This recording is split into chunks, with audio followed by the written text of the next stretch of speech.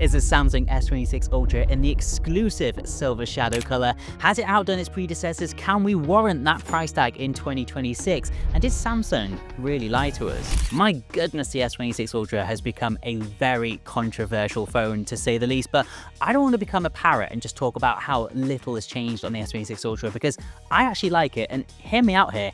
I think it's actually a good thing that not too much has changed, because for those of you who own an S25, an S24, and maybe even an S23 Ultra, congratulations, you spent $1,200 2, 3, 4 years ago, and your phone is still very much valid today.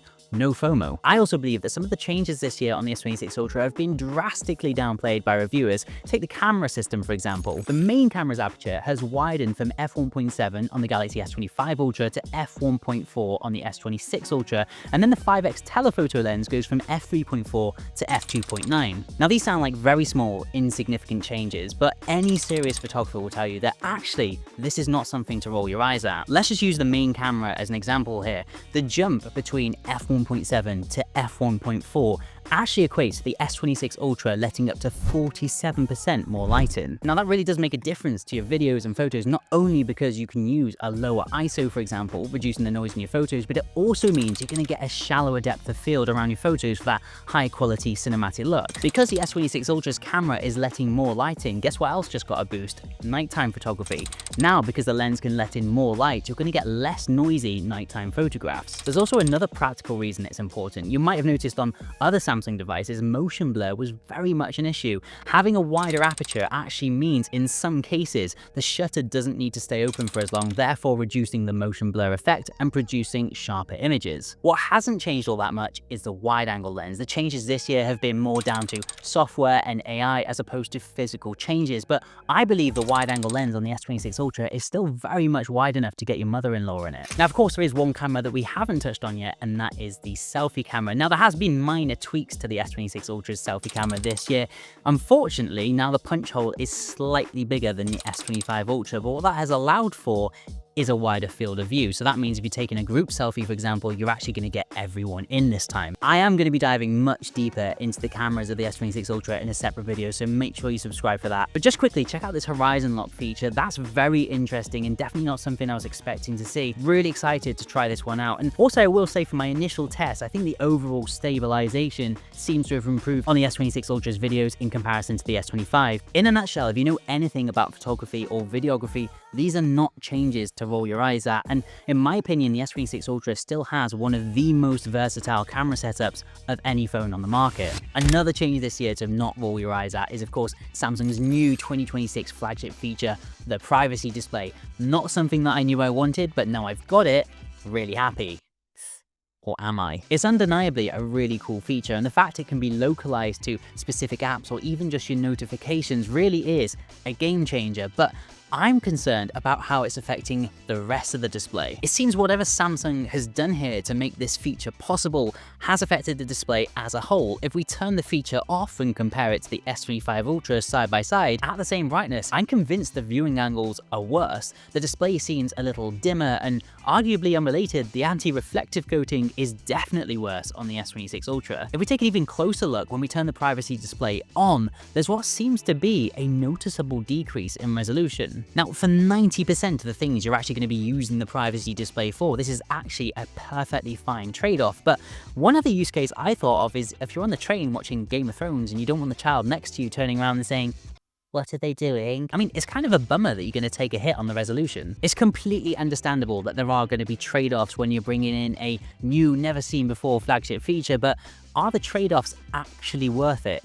Let me know in the comment section. Now, I do just want to quickly taper off and talk about something quite good this year, and that is that the under-display fingerprint reader has got slightly better. There has been some minor improvement. I mean, it's quite hard to tell, but the improvements are definitely there, which is definitely a nice to have on the S26 Ultra. There are also some other positive changes to the display this year on the S26 Ultra. The S26 Ultra now features 10-bit color. except it doesn't. So yeah, Samsung did kind of mess up on this one and announced the S26 Ultra will have 10-bit color, but in reality, it's got 8-bit color. The likes of Mr. Who's the Boss and the other bigger YouTubers out there released their videos stating that it does feature 10-bit color, causing a little bit of confusion. It's not all doom and gloom though when it comes to the display, because there is still a difference between the S25 Ultra and the S26 Ultra when it comes to colors. The S26 seems to handle banding a lot better, and that's all due to the new M14 panel, which comes with a few other perks. There's also been some really good stuff going on under the hood that benefits the display, or perceived sharpness at least. Samsung has updated their Pro Scaler technology, which just sharpens and adds details to everything on your display universally. There are changes to the materials used for the OLED panel as well, which have also meant that the S26 Ultra will use much less battery than the S25 Ultra at the same brightness, stretching that 5000 mAh battery that little bit further. And let's just talk about that, the battery, because it's very easy to look at the spec sheet again and roll your eyes, because we have got the very same 5000 mAh battery that we've had for several years now on Samsung's flagship phones. Except this year, it does actually have some upgrades. It now supports faster 60-watt charging, which is actually faster than what Samsung themselves have stated. You will get from 0 to 75%, but actually 80% in just 30 minutes, or 1 to 100% in just 50 minutes. It's not industry leading, but it's a step in the right direction. What we don't have though, and also didn't have on the S25 Ultra, is actually Qi2 charging, and I really thought Samsung were going to add it this year because everybody made a big hoo-ha about it. I have to admit, when I put my S25 Ultra updated review out recently, I did say that because we have cases with magnets installed, it really doesn't bother me all that much, but I have to admit, I was really hopeful that Samsung would add it in this year. Because we haven't had any changes, it makes getting a case with magnets in it pretty essential in my eyes. But that is one thing that I just want to mention, is that the case selection that we're now getting for Samsung phones is really catching up with Apple. I'm seeing so many awesome luxury pop-up brands, smaller brands, bringing out the most incredible designs and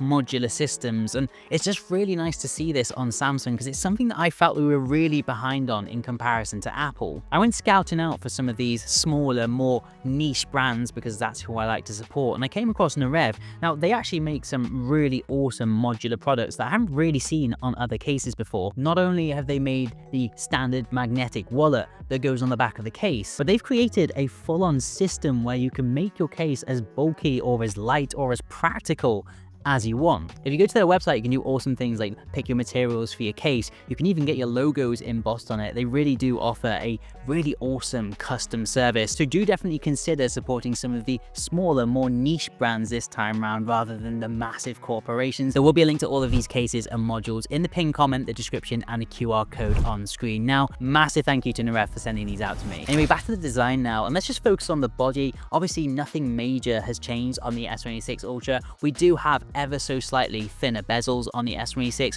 We've also in general got a slightly thinner body in comparison to the S25, and it does look like Samsung has rounded the edges out ever so slightly.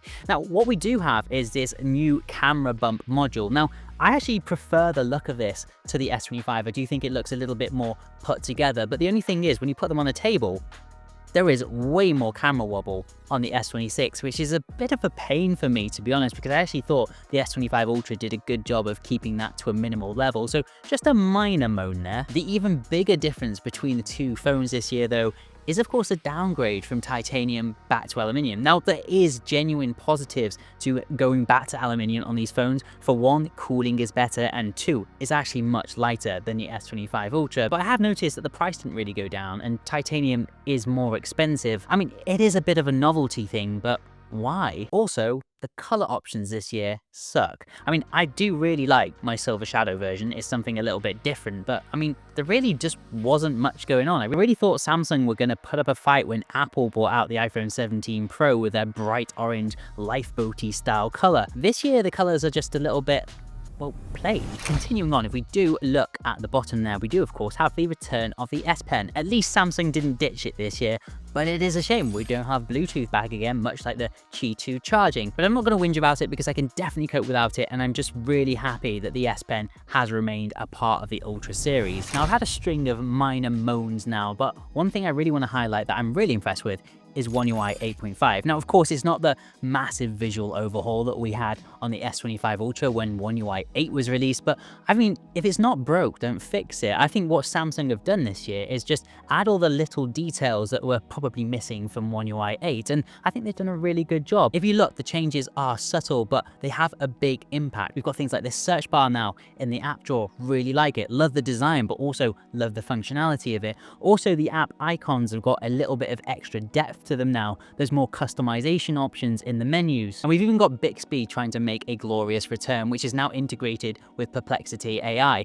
And that is one thing that I also want to mention as well, is that Samsung are really great with not closing off their ecosystem. I mean, you've got ChatGPT, you've got Gemini, you've got Perplexity, you've got a bit of everything in here to choose from, which I really appreciate. Samsung, in my opinion, are really good at doing user-friendly UIs with just the right amount of flash. Whilst we are on the point of UIs though, I do just want to note the haptics on the S26 Ultra, because I don't know if anything has actually changed, but somehow things feel a little bit more in tune with the UI this time, especially the typing experience in comparison to the S25. Now, running all these new fancy features is of course the Snapdragon 8 Elite Gen 5, cooled by that fancy new vapor chamber thingy. We've also got 12GB of RAM this year, or as much as 16GB on certain models.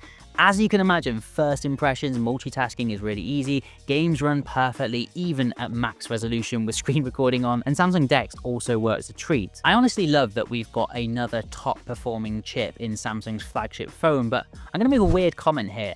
I just don't think we needed it, because I never really encountered anything on my S25 Ultra that made it struggle. I'm just wondering if the money saved on that could have potentially gone into something else. That being said, it's not all about raw power. We did mention that 5000 mAh battery earlier, and what this processor does is actually help conserve battery life and also make things a little bit more efficient. So again, you've got another slight battery boost with the S26 Ultra that we didn't have on the S25. With the changes to the panel and the processor, that 5000 mAh battery is now going to reach up to 31 hours. At least that's what Samsung state. Of course, I'm going to do my own real world tests on that and give you a proper number. But if you look at, say, the test that Mr. Who's the Boss did, you'll see that Samsung really isn't as far behind on the battery section as you might think. So should you buy the S26 Ultra? Well, look, it's obvious that this is not the most hyped phone to ever come out of Samsung. There's some pretty harsh critics out there, but weirdly already the S26 Ultra pre-orders have actually surpassed the S25, and